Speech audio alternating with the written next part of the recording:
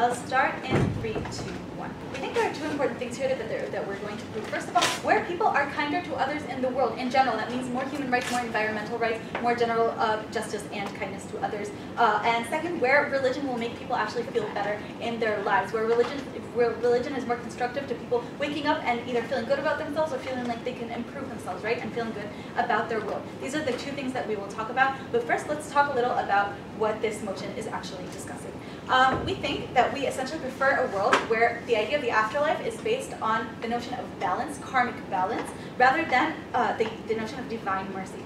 Karmic balance essentially says that if you do good things or put good into the world, then good will come back to you, and vice versa. If you do bad things, then you'll get bad in return. Note that this is something that's based on balance. You just need to do more good in life than bad in order to get rewarded in the afterlife. You don't have to completely sacrifice yourself and destroy yourself just to do a lot more good. It's the focus here is balance, okay? I need to do more good in life than bad. Now, there are different kinds of good that I can do. The notion in general of karma is kind of vague, but its goal is to be kinder to other people, kinder to the world and the planet, and to everything around you. This is the notion of balance, right? Everything is connected and everything is balanced. That means that destroying a tree, that taking down a tree also adds to my bad karma, right? That means that harming another person adds a lot to my bad karma, spilling blood as well, right? And that means that being generous, being kind, being balanced to others, giving when I can give, helping other people,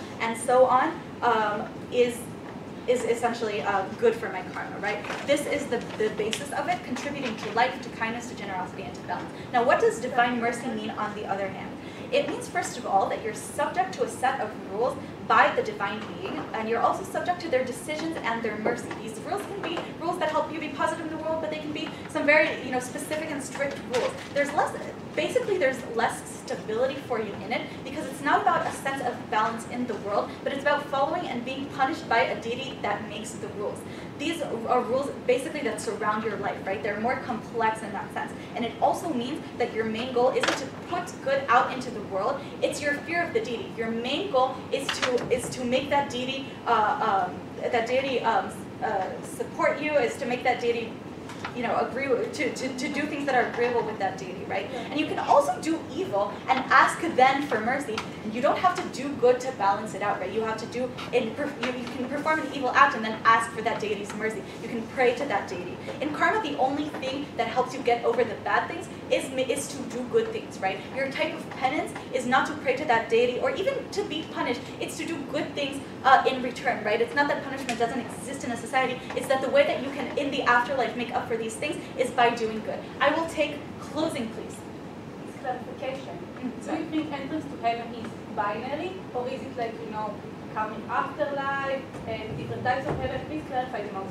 Okay, so we think it's mostly binary, but we believe that in fact, we think that there's a bad place you can go to, a good place you can go to. We definitely think that there are levels in between. Unfortunately, I'm not that if you've seen The Good Place, there's the good place, whatever. But it's not that important to us, okay?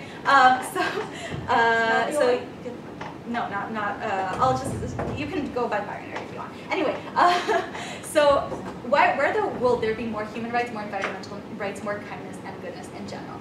Note, right, that this is a prefers motion. That means that it also talks about history.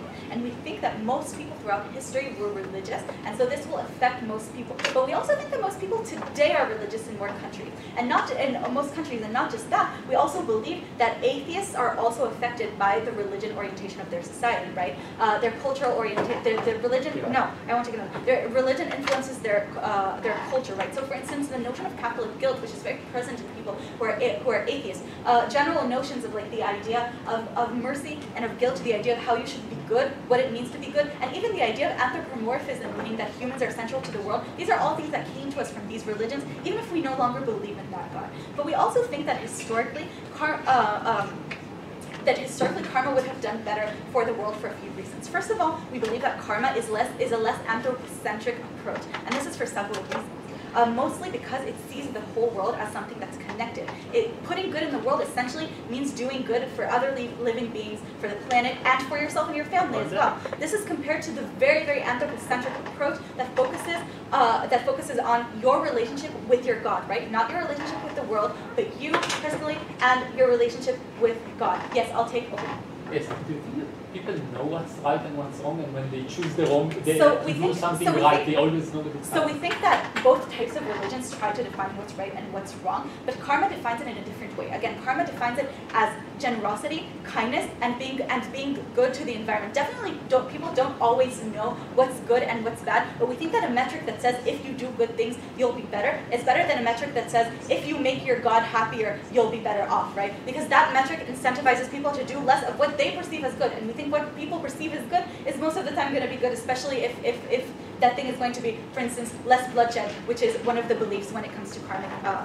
When it comes to karma in a sense. Now, so we're talking about, first of all, being good to the planet, right? But we're also talking about the notion of doing harm, the notion of spilling blood. And that's very harmful because obviously spilling blood when it comes to karma is something that brings bad things back to you, right? So blood in the sense is mostly relevant for when you're defending others or yourself, and we think that what comes out of it is obviously less bloodshed and less war. Not only historically, but also now as well.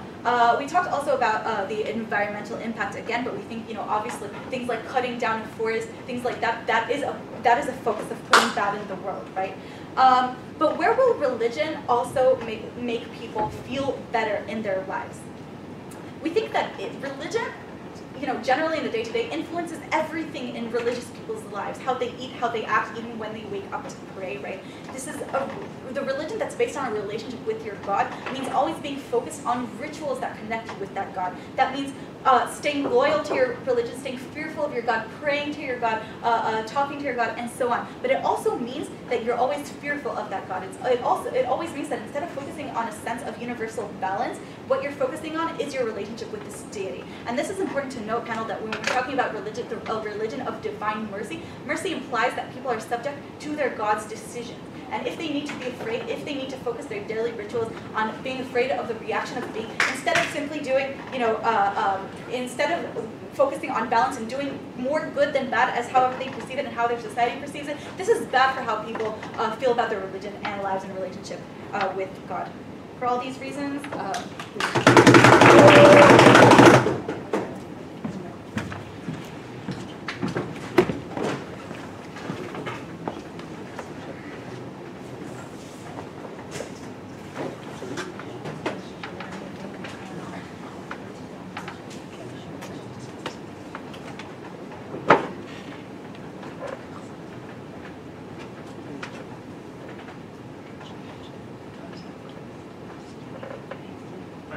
Maya for your speech, and I'm happy to follow you.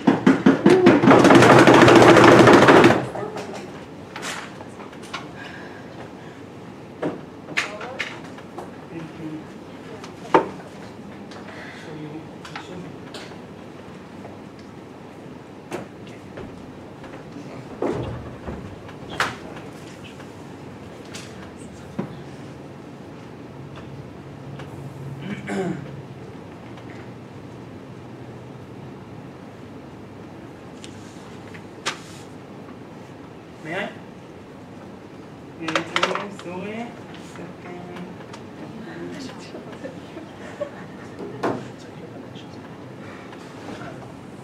Starting in 3, 2, 1. We believe that humans need clear identification on what is good and what you need to do in order to them to be good people and to do something good for the community that they are coming from, and to help others generally. We think that in our side, when you have a clear metric, clear rules on what is forbidden, what is you need to do, what is good to do, etc., that's coming from the God, and if you want not to do it, you won't do it, you eventually be judged on those things. We think that this make people to be much better people to the society, to the community, and this is our metric, and this is how we're going to win the debate. We think that, before I want to explain why we think that there is much more help in our side, and why we get a lot of the religions why religious actually help to do those things.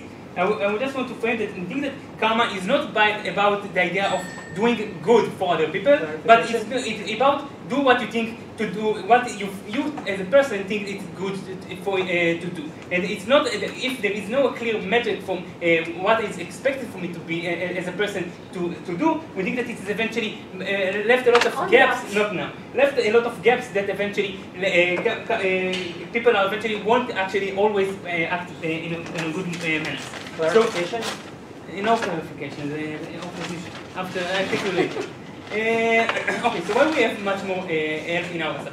We think that today that humans have a lot of good reasons not to help not to be a good person and to help in every position that they have in their life. Why? Because of urges that I feel that I need to satisfy myself and to be happy. And a lot of people put their happiness much before the happiness of other people in the society. More than this, we think that a lot of time they are just think that the other people that suffering around them are just did something bad, and they don't feel that they need to help them because maybe they did something wrong. That this is because the way they are suffering from, or maybe something like this. So, and lastly, we think that eventually a lot of time people just don't know that they actually did something bad in their life, and they don't know that they actually did something wrong, or that they're not thinking about the idea that they actually, I don't know, kill the forest in some places, actually damage so much in the environment. They just thought about their specific point on how it actually helped to them. Why is it all important? Because we think that what religious do is eventually giving the idea, the people, the idea that they must act in a good reason, that they must be in a position that they need to be a better person, to follow the deity that is beneath them, that is know everything and rules everything in order to be a better person. We think that this is by itself make the people become much better. Why it look like, but before this, closing. OG misunderstood the motion. It's not about what's good or bad. It's about whether afterlife is dependent on being good or it's automatic because God is merciful. If you challenge their definition, we're happy to go with what the A team actually meant on this motion. I swear, I'm not sure that I understand. Sorry. Okay, so. So why we think that religious is actually make people feel good? So we think that to make them be good. So first, we think that this is a process that religious are exists for thousands of years. Yes, this is mean that it was prosper and eventually developed through the years. And maybe we today are not they're not the most developed and not the most liberal, but we think that they are doing steps in order to become much more liberal than they are today. We see that, for instance, the Pope that actually accept gay marriage and things like this, and we think that, and they think that it's in their interest to make sure that people will follow them and continue believe the religious they are in them. But more than this, we think that when those religious was originally built, this was the point that the society was much more built on society help. If I wasn't helped to the people that next to me, some other country from the neighborhood was attacked us, and we would just lose to them because we didn't cooperate. We didn't have good life. We didn't know how to help because we didn't help to each other. We have a weaker society, and we didn't have the ability to prosper and to be in a position that we can win other society that in the world. So this is by itself mean that the religious is eventually pushing people to be good. We think that this is by itself mean that when, as a person, I believe in God, that I know that I must follow Him, I cannot more, I must fight the urges that I have. I must fight the idea of thinking only on myself in order to be, and etc. And we think that in the karma, maybe I can do some bad things when there is a kind of a conclusion that I do some bad things and then I do good things. It's much more pushing people for the first place to do some bad things, and in the idea that in the future they will eventually do something good in order to fix to fix those things. But lastly, about the idea of religious, and now it's actually pushing people to be better, we think that there is the idea of the community. And this is important. Why? Because when I'm in a big community, that I'm going to pray together, that we are actually going every Sunday to the church. I feel much more connected to those people. I feel much more that I care much for those people, and I feel that they are symbolize something that we are all believing the same thing. We all believe in the same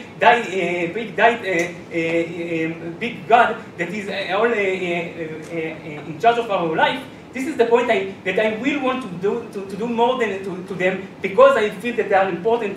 Because I feel that they are important for me. Because I feel that they need my help. I will help them. And more than this, the priest by himself pushing those things to do. Because if it's written in the Bible that you need to help to other people, and the priest wants that you will become a good person, he will push you to do those, to follow those religious law, and in order to you become a better person. Meaning that in our side, it's much more likely that people eventually will be those religions will push people to become much better. And I think that when there is no this deity that I can follow, and that I don't need to follow those rules, it's much more harder for people to be a better person. Because of this, I'm calling you to oppose.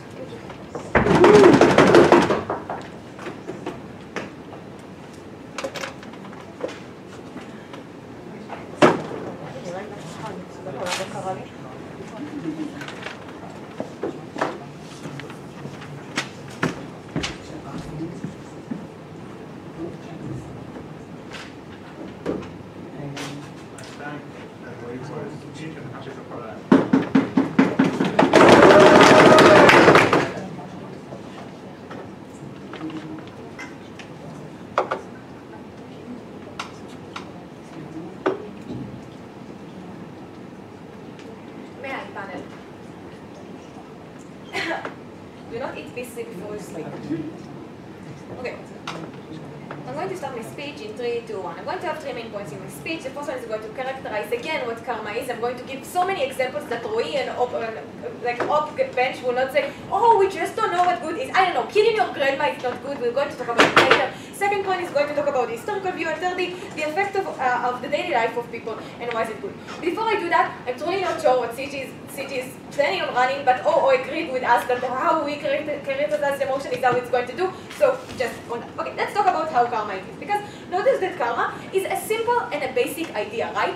We see that today, and we see that since the get-go that karma is saying you need to do good for the world in order to be a good person. Even if it means that you do that only because you want to be good, to have an afterlife that's going to be beneficial for you, still the acts that you do when you're alive are things that are going to be good and beneficial for the entire world. Maya already explains to you that specific characterization applies to all people around the world, meaning there's only one kind of karma that applies to everyone. When we compare that to religion, we say that religion have so many different religions, and every religion has its own set of rules that says things that are different. Religions are trying to compete with each other. Religions are trying to make sure that they are going to be the bigger religion. They are going to be the strongest religion, and therefore within religion they are always fighting each other on towards what you should believe and what the good is. We think that in karma you have one set of good things that you need to do, and we think that that set of things is a lot of options, right? Helping someone to cross the street, donate, doing things that are clear for everyone that those are good things because we see it today and everyone can actually mention that. I'm totally not sure why are they so confused about it. And notice why is karma is so clear? Because karma is just better because we think that you have only one option in order to do good. With that in mind, let's talk about the second question about regarding the historic view. Because notice that even if today they're going to say, look, people are not going to do bad things because there's, I don't know, officers and the police and courts and other things that are going, or maybe peer pressure to not do bad things. In history, we did not have all of those systems and all of that pressure. Therefore, we think that the historical view of this motion is critical in this debate. Notice, according to EUDC manual, when you judge a dissens prefers motion, you have to compare it since the beginning of the world. And therefore, this is within the debate, and we think that since the beginning of the world is a larger portion of the house, A, empirically, and secondly, because we didn't have the alternatives like police, courts, and all of that. What we had in history, right? A, many fights between religions. The characterization that I gave you regarding karma and the difference between karma and religions just means that throughout history we saw a lot of religions trying to be the bigger religion, meaning many wars between countries and between religions trying to be the best and the most motivating religion. Many people have died because of that. Secondly, we saw a lot of genocide happening because the religion said that, look, they are not following my rules and therefore they are bad. We see it with the LGBT community. And by the way, just a side note, the Pope did not say that being gay is okay now. The Pope only said that he is not going to kill somebody that is dead. Religion does not change overnight, right? And throughout history we saw a lot of genocide of everyone that did not agree with a specific religion and did not follow its rules. And notice that because there is a lot of religion, it was not just one religion that did that. Every religion that appeared, whether it's Judaism, Buddhism, Christianity, every religion tried to be the best and did all of those acts. And thirdly, we think that a lot of bad people, like dictators and just bad religious people, that said, look, in order for us to maintain our power, we have to kill and defend. We think that all of those things led to many people dying, many people suffering, many people losing their homes, lands, and everything they had because of that. Notice that if we had karma throughout those periods of time, then they will say, look, the only thing that you guys are based on and judged upon is your actions. Meaning, obviously, killing is out of the picture. Obviously, genocide is out of the picture. Obviously, hurting minorities is out of the picture. We think that a lot of people would have survived and the world would have looked a lot better if we had karma throughout that. Because it's a crucial clash in this debate, we think that it's enough for us to win that. Before I continue to my second clash, Tyler. You cannot seriously believe all of history, everyone agrees what is good. Yeah, we just explained why karma is that specific thing. We think that if we have the karma right now and the idea of karma right now, and we throughout history would use the same thing, then we think it's going to be like that. And if you want to compare between karma and religion, you have to agree that karma says a specific thing, because otherwise you won't be able to actually compare those two, and therefore throughout history is that specific thing. Let's talk about how it's going to affect daily life. Because notice, and this is a crucial way, right? Because the afterlife only happens once, but people suffer in their daily life every day, and none of the people that are part of religion suffer on a daily life. What does it mean? We think that during their daily life, we think that people that are part of religion and are afraid of this divine mercy are nervous because they have rules that are going to apply to every moment of their life. How do they eat? How do they pray before they do that? How do they have sex? How do they get married? Those things make you nervous about every second of your life. You're always nervous that you're going to do something wrong, and you may need to apologize or may need to do other things. Notice that we think it emphasizes if you're a minority within that, right? If you're LGBT community, you feel like you're a sinner every day, and God may not even forgive you. You feel like you don't have the options to opt out from hell because you're not going to be able to change it. During karma, open in a position says, look, it's going to make people, we think that if you follow karma, then people feel like, even if I did something bad, I can balance it out with doing more things that are good. We think that doing things that are good is just something obvious, as I already explained. But furthermore, the only thing coming in this clash is open in a position says, look, but it's going to make people do bad things and they're not going to do good things in their daily life. In religions, I have the same incentives, right? If I can apologize for God for doing that, then we think it's symmetrical. And second thing, notice that in karma, I would not want to waste my balance out, and therefore I'm going to be afraid to do something bad because I don't want to waste and opt out of my balance. So we think that overall, we're still going to have more good, and I'm going to feel better on karma. And notice that we're also talking about people when they're doing something bad, right? If I sin, if I crime, we think that in karma, there's more chance for people to actually be able to change their ways, and they're going to feel like there's an option for them. If I feel like I'm a sinner because I killed somebody and God will never forgive me, therefore I'm going to commit more and more crimes because I'm a lost case and there's no option for me to opt out from a crime life. We think that if you use karma, people feel like they have another chance. People that crime, people that did something bad, have more incentives to actually do good and to do all of these things. But this way is crucial. We think that once people feel better regarding their life on a daily basis, you get just more happiness in the world. And secondly, when people are going to do good because they want to go to heaven, we just get more actions of good overall, meaning utilitarian. We get a better world for everyone, not for these generations, but also for the future generation. History, past, and now we just get more good. For one of those reasons.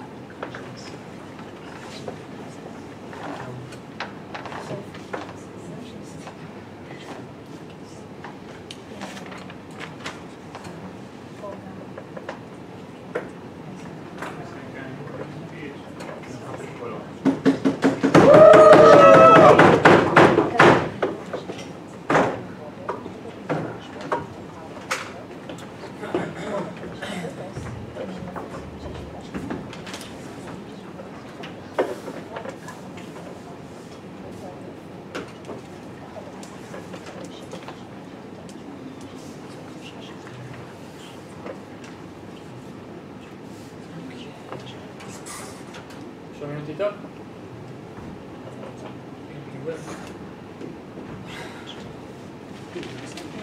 Cool. Then I will start in 3, 2, 1. We explained to you that comparatively, people commit better acts, helping more others, and doing overall better things in the world when they are following a strict set of rules that generally moral. On God bench, when they never explain to you why when you follow God, then you do bad things, apart from like religious wars, which I'm going to take out of this debate, this is the point where they can win the debate. At the point where they never explain to you how people know what's the right thing to do, and never analyze and never deal with Roy's analysis as to why people usually do the bad things, why when they have the option to do bad things, they can't win the debate. Okay, so what I'm going to do, I'm going to rebut what OG said. Mostly I'm going to provide some extra mechanisms as to why we explain to why people do usually the worst thing comparatively, and then I'm going to do some weighing if I have the time. Okay, so firstly, what are they telling us? Let's deal with the past thing case. In the past, there were like tons of reasons for disagreement. There were tons of things to benefit if you controlled other areas and things like that. Usually, religions were in the same area, and they never analyzed why people are suddenly going to disagree over everything. You know, they are saying to us, look, karma is a universal thing, but no, karma is never a universal thing. Even when they analyze what karma is, they are saying people want to do what's good in the world. People want to do what's moral. Now, usually people don't know what's moral, but notice for a lot of religion people, when there is a different religion, usually the moral thing would be to fight that religion. When they give it to us the example of the LGBTQ today, then I think that for conservative people, the LGBTQ are ruining the families of people. They are doing abomination. It is a duty for us to stop them. Meaning that even if you believe in the karma and you want to do the right thing, you want to attack the gay people even more because you have to do that and you don't, because for you, doing good things consider attacking the gay people. Now,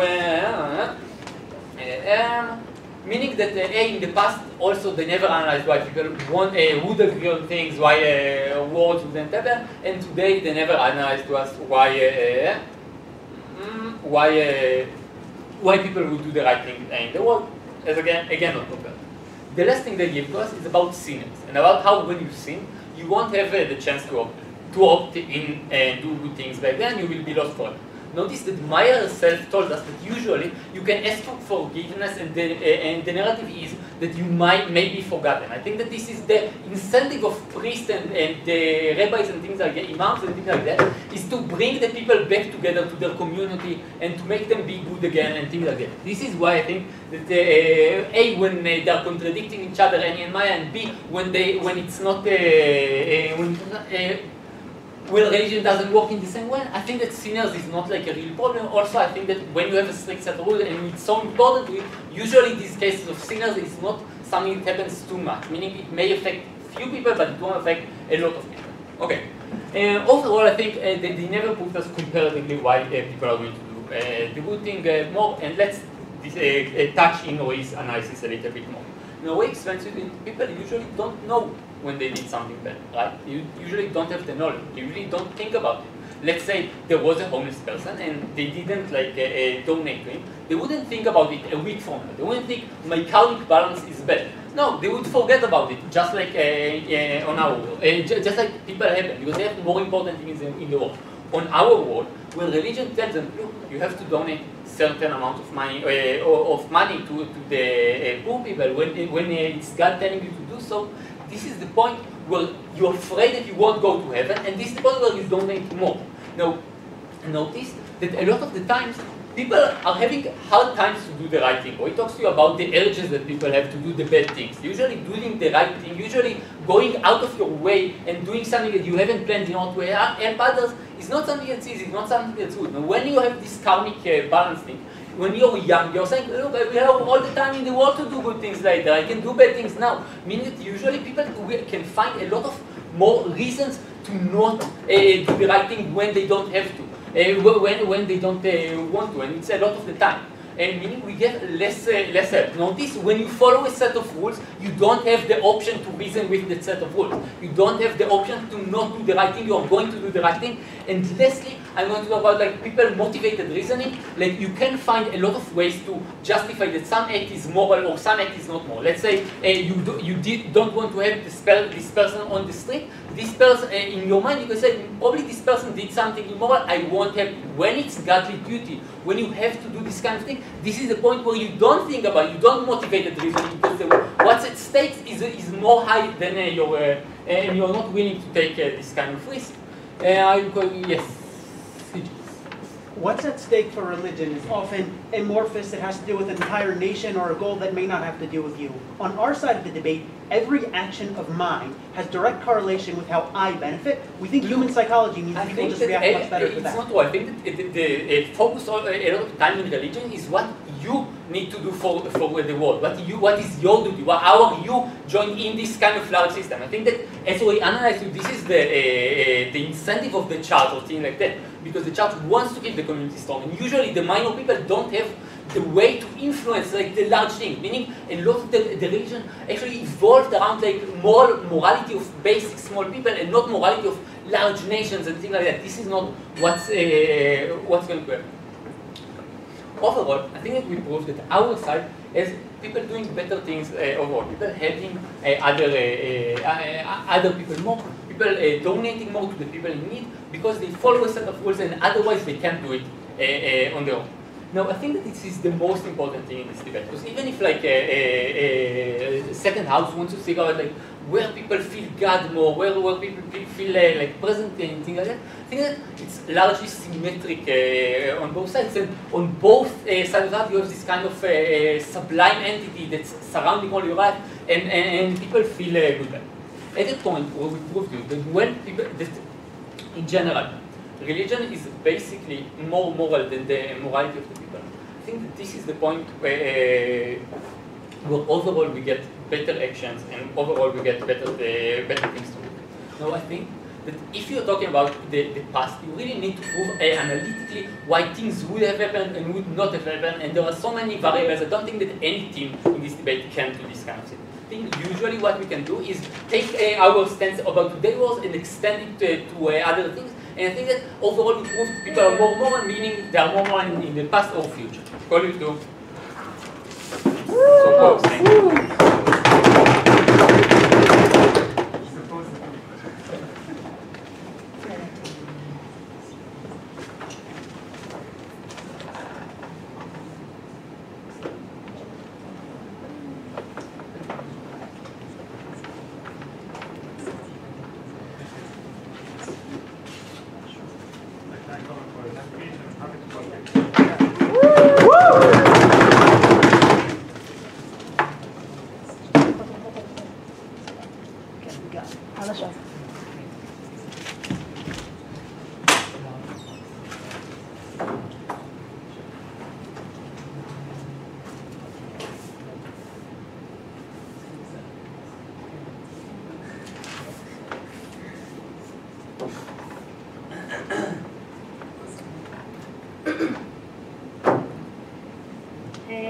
Okay.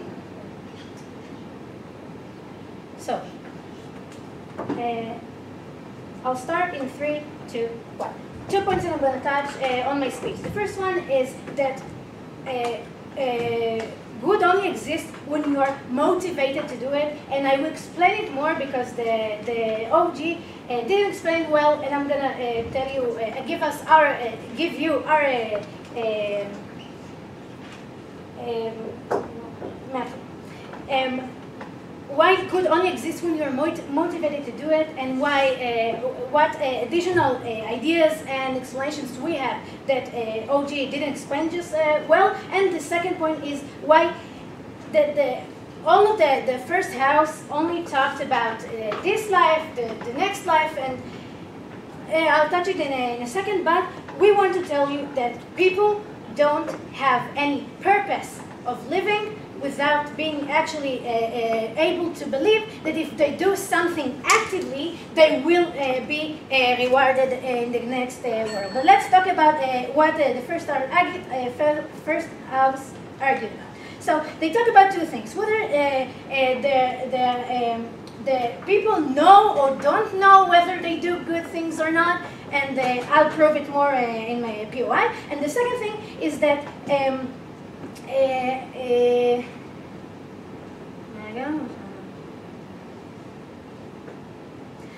okay, and another thing about how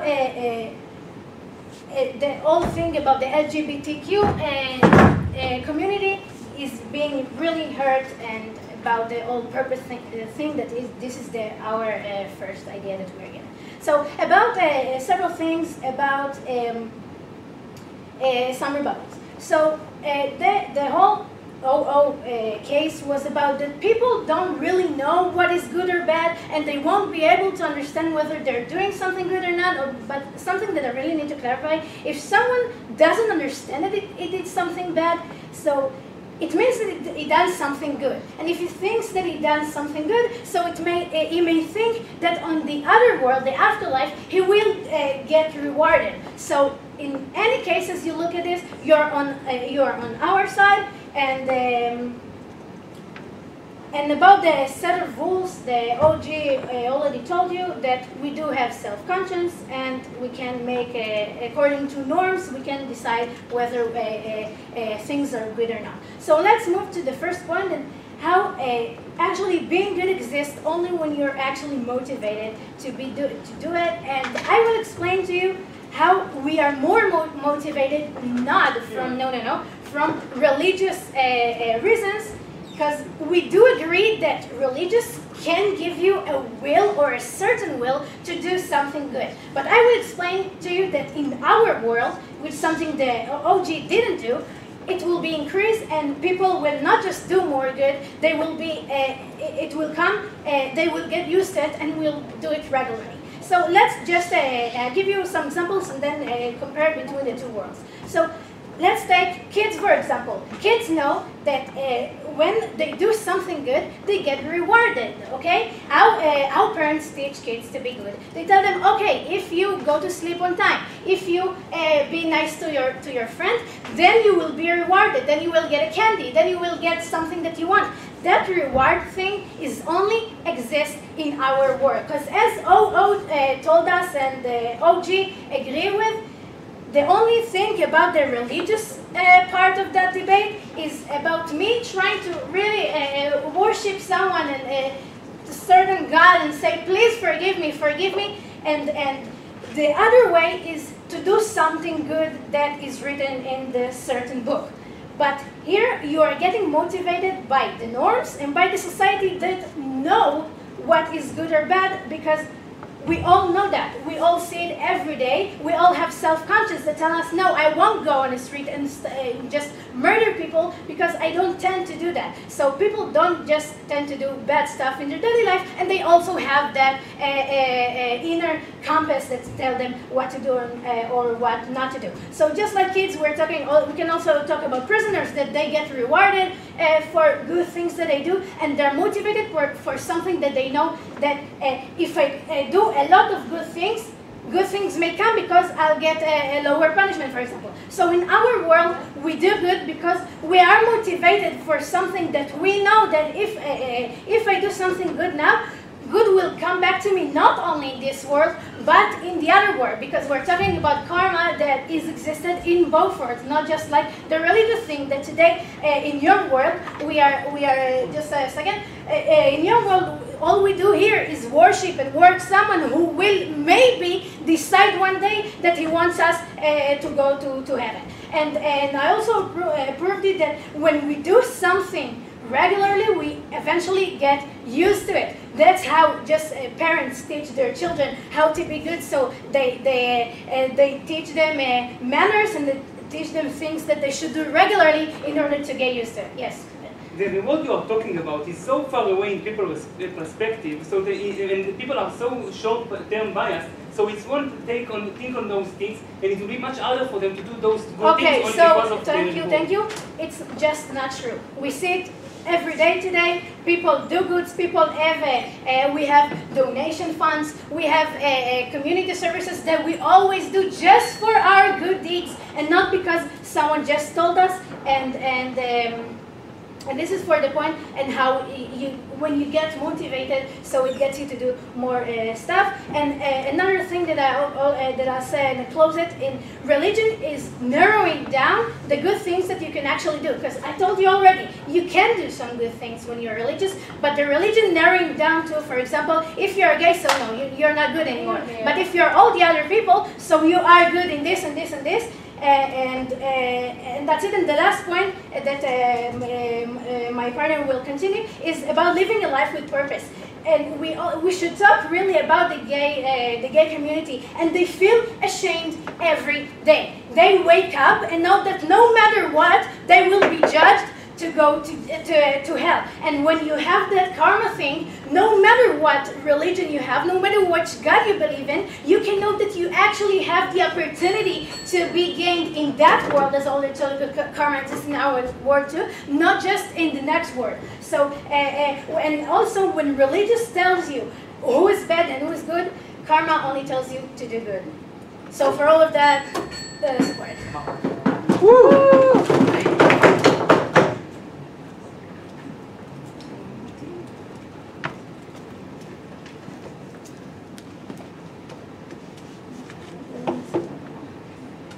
Thank Katie for his speech and happy for you.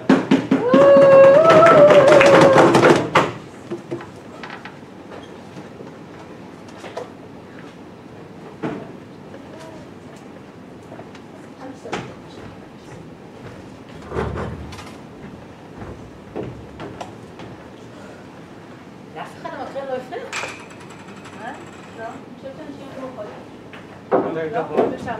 לא, עמדנו שם. טוב. I will begin. I'll take my time out. I will begin my speech in 3, 2, 1. Let's start with some framing. We don't need an afterlife for the behaviors that everyone agrees are good. OG say that murder and genocide are clearly bad. As far as there is such a thing as behaviors that are perceived as bad across time and space and a vast majority of people, then we don't need to use special tools like an omnipotent God who always watches over you and holds you accountable in order to judge people and deter them from these actions. Society can already do that. What do we need an afterlife for? Not to change behavior. 2 reasons why. Firstly, because it's easy to enter heaven. You just need on your balance sheet to be positive. And we think that whether people believe in karma or in God, they believe that their balance sheet is positive because people have an optimism bias for themselves, most of them. But secondly, I also don't think that people are likely to change their behavior. That is, not only do people have an optimism bias of seeing themselves as good, but they also have a cognitive dissonance of seeing themselves as bad, specifically people who do bad things. Also, the judgment just doesn't actually come. There isn't any actual heaven. We just believe in it. So what do we need heaven for? Personal, psychological reasons. A, it gives us knowledge on the worst unknown, death. It assuages my worst fears of not existing. B, it gives us guidance. It is hard for people to follow rules, but they are crucial for purpose. There's a case Medusa or something here, but mostly people just rest well knowing that they are living life good. And thirdly, hope. I know that if I do well, I will get a reward, my fears won't happen, and I will meet all my loved ones again. Before we jump into these 3 mechanisms of analysis, of psychological analysis, let's go quickly over why karma is subjective. Because OG say that everyone sees karma the same. They also say this debate applies throughout history. So they think they have the fiat to assume everyone always saw good the same way. The problem with ethics philosophy, and the reason we abandoned it a couple thousand years ago, is that it's subjective across different times, right? In Rome or in the colonial period, having slaves was seen as fine and normal, and we don't have that in the modern world. The same thing is true for discrimination between men and women, just natural and good because they're different for most of history, and now it's seen as bad, and it's good to treat them equally. Now, OG, like kindness and generosity and empathy, that's very 21st century of them. Most of history saw this as softness and weakness and a lack of a spine. And different places also, no, it's not here. If people saw that as negative, that means that they didn't see it as good and didn't strive specifically for that. Also different places, because ancient Greeks valued as the greatest virtues wisdom and bravery, and who the fuck cares about that? Because I can say that bravery is foolhardiness or stubbornness, and people did say that after the Greeks. Now, different people too, because no one in this room agrees with me on everything that is good. As a single example, most people here think that it is good to serve in the IDF. I thought differently and didn't. Assuming that everyone has the same subjective reality is ridiculous. Now, obviously, religion is also subjective to a degree, but religion has to be tied to a specific book, a single book full of rules and the legal interpretations of those rules. So why do people feel better? First, let's get into knowledge. People desire certainty. They want to know the unknowable, what happens after death.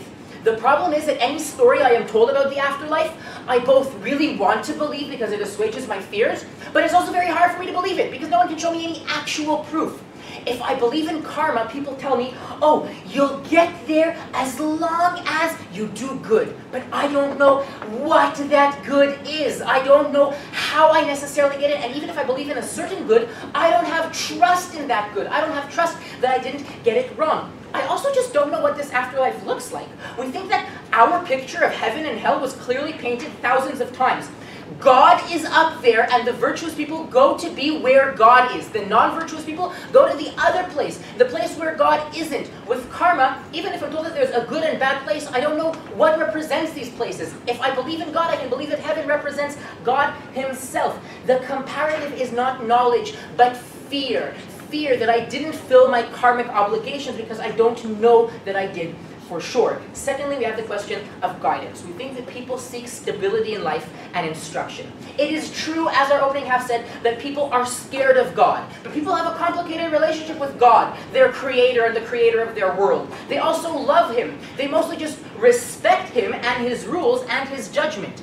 That means your certainty of belief. I cannot think I am wrong or misunderstood God because he gave me 10 commandments, because he gave me gospels full of rules that I have to follow. I have the learned clergy who are trustworthy, who go over these rules and interpret them to me. We think that the rules are therefore well-defined and easy to follow. And as a result, everyone follows the same rules. The whole community follows them, and then people feel good because they are seen as virtuous for following them. We think that even the rituals themselves, which have been for some reason shown to us as something negative that takes time, we think they're great. People, when they accomplish something, get dopamine. I don't accomplish much in a day, but if I were religious, every time I did a mitzvah, every time I would do a prayer at the hour I'm allowed to, I did something good and I feel good for doing it. It gives people self-purpose, and their community strengthens them following these rituals. Many of these rituals happen within their community. And finally, there is the clergy and the religious leaders. Because once there is a clear set of difficult to parse rules,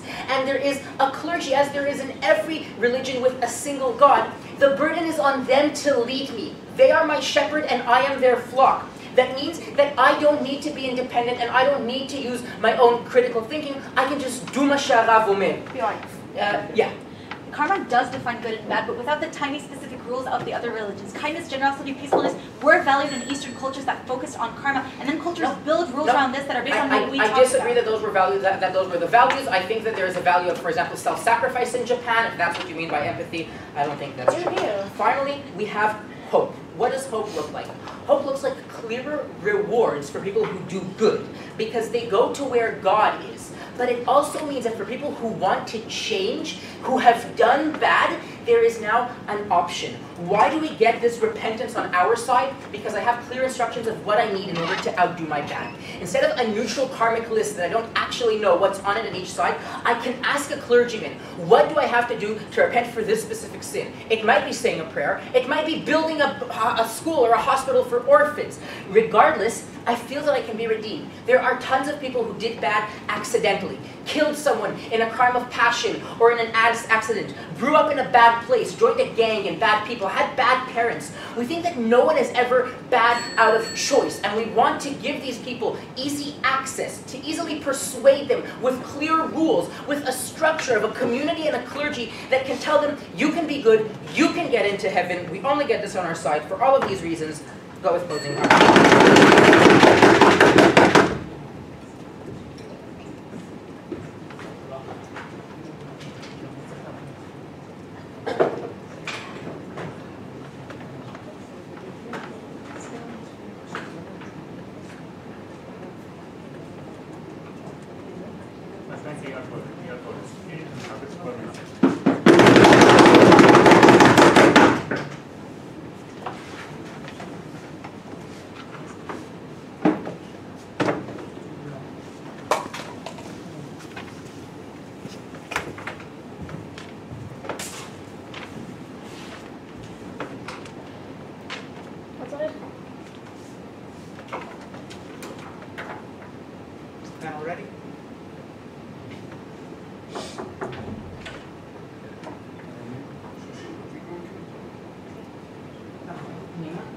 של מישהו כאן.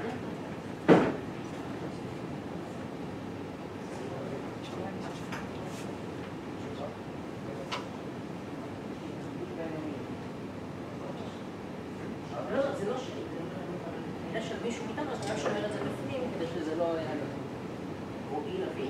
כן, אתה באמת מכיר אותו?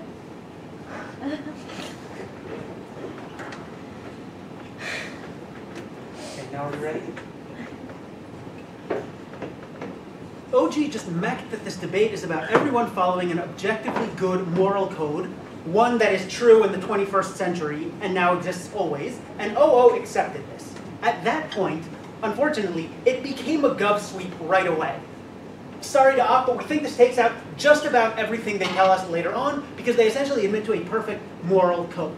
So let's talk specifically about what CO says to us, because we think when they try to tell us, well, like, generosity and empathy, these are modern values. So first of all, again, leader of opposition, we even asked this in the POI to clarify, said, as the Prime Minister told us, the values of karma are values that were defined by OG and were accepted by opening opposition, meaning those values exist in this debate as what we get. But we think we can play even if here, right? Even if you want to accept that CO has some fiat to tell us that these values change based on the generation, we think if anything, all religion does is it codifies, right? Everyone here agreed that morality has gotten better through the generation. All religion does is codifies a moral code of a certain time period and keeps it that way and requires that its followers not update their moral beliefs. So we think either way, the moral code you're likely to get, even if it adopts with the times, is likely to be a lot better on side government regardless.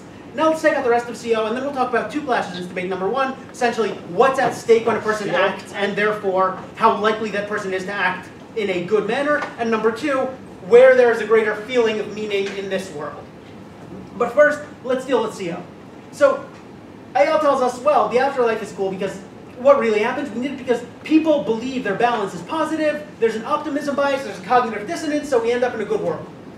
This is a lot of cool psychological jargon if I am the only religious person you've ever met. But religion breeds insecurity and constant nervousness and people thinking they are not good enough chronically. We also think it's structurally true in terms of keeping people close to the religion and dependent on it out of fear. But we think even just having a set of rules that doesn't necessarily fit with your moral code or with the way you were born, we think makes it incredibly difficult. That's A. B is, we think all this is true even if you are a straight white male. There's been enough said on this in debate already, but there are plenty of people who just can't deal with that because they are constantly nervous, they feel like they're sinners, they're not good enough. We think all of that is true, dealing with everything CO said. And thirdly, in response to that, to the extent that any of this is true, that people have this optimism bias and this cognitive dissonance, so they'll always think they're good, it is true in both worlds. The case literally just defines the human condition and nothing to do with which moral code he's living with, which means that no matter what they tell us in terms of how much people want it, people will feel like they're good either way. The question is just whether they have to follow an arcane set of rules while feeling good, or they have to follow an updated set of rules that makes sense to them and allows them to do good in the world. We think either way we win, and it's unlikely people feel good on their side. Then they try to tell us, well, not yet. They try to tell us that, like, last thing they try to tell us is that the rules are well-defined and easy to follow in a religious structure. So, first of all, no, they're not easy to follow. Enough has been said about this, either because people are structurally not there or just because it doesn't fit the moral code you have today, and therefore it feels very difficult. There's a constant moral tension trying to follow religious dicta which don't fit with what the person believes, and it's very difficult if you were born into a situation where you don't necessarily fit the right gender, because if you're a woman, your job might be to stay home and you have nothing to do with that, or your job, if you are, I don't know, a member of the LGBT community. Enough has been said about this already. We think you just don't gain any of that. And lastly, we think, again, they miss the comparative because human values are necessarily easier to follow because you are part of creating them yourself, and by nature you identify with these values, so it's always easier to live with them. Now, let's get into the clashes we have here. Because the first question is, what's at stake when I act? And this is where our extension comes into play. It's one very simple and very clear extension, and this is how we win the debate. We tell you that our side breeds individualism and a belief that my actions matter directly.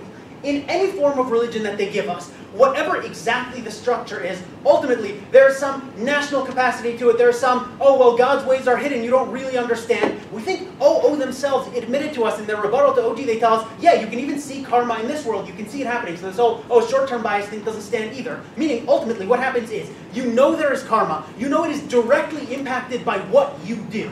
And therefore, every single action that a person commits has a sense of meaning. And this wins us both questions that came up, both in terms of where the world is better and people doing better for the world. We think people just have more motivation on a constant basis to do good when they know their karma is directly impacted by every single action. But secondly, we also think it just gives you a sense of purpose. And here, we move to the second clash on the feeling of meaning. Before that, opening, yeah. Yeah, we don't have to say that the motion is exactly how you want it to be to object the Mac by OG. As we said and analyzed, people are going to do what's more in their eyes, which is something that they are doing bad as we explained. Again, first of all, I don't think that's how the rules of debate work, but B, even if we think that's true, again, I analyzed why the comparative of religion, which requires that a codex be set in the past, is necessarily worse in terms of the feeling of it, and B, it doesn't answer any of the individualism, which I'm explaining now, right? So we tell you, when my actions matter more, I just do more good in the world. Therefore, everything every team in this debate wants, including OG in terms of people being good to the environment and to the people around them, we think we all get it more, specifically because of this belief that everything I do right now, what I do when I get off the stage, and whether or not I pick up that piece of paper on the floor, matters in terms of where I will end up. It directly impacts me, and therefore I am much more likely in any given decision to have that impact my decision-making calculus. But then the question is, oh, where do we get this feeling of meaning? And here we get something interesting where OO says, in like a sentence or two, but religion creates communities, communities are good, therefore we have that on our side. No, communities aren't born, right? People love running that religion equals communities case. It's not just a technicality. Religion breeds communities because religion often breeds a belief that working together is a positive thing and that we should be kind to others. To the extent that all of that exists so much more on our side, when every action of kindness that I do directly impacts my life, we think we are likely to get not only communities to the same extent or greater extent, including, by the way, back in the day when it was way more important than the whole historical perspective, but we think we actually get communities where not only are they closer, they act in a nicer way towards each other. So A, we think women and minorities and anyone who might otherwise be structurally excluded from feeling good now feels good, but more importantly, we just think every single action that a person does is with a sense of purpose, not just meaning of I'm connected in some generic way, but I have specific purpose in this action, therefore I want to be good, therefore I have a community of others who want to be good to me and with me. When you are with a lot of people who are doing good all the time, you just feel better, experience a better life, therefore we call on you to propose.